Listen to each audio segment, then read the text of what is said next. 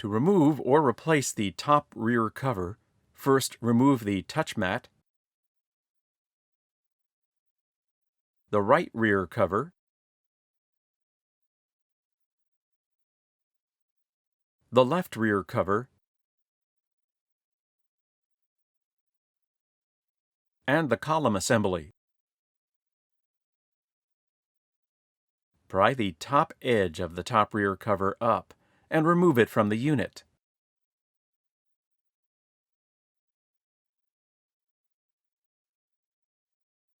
There are 3 tabs on the bottom of the top rear cover.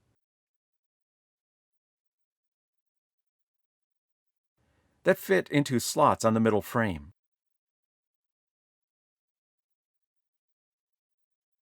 There are also 2 hooked tabs at the top of the top rear cover that snap under spots on the back rim of the front bezel.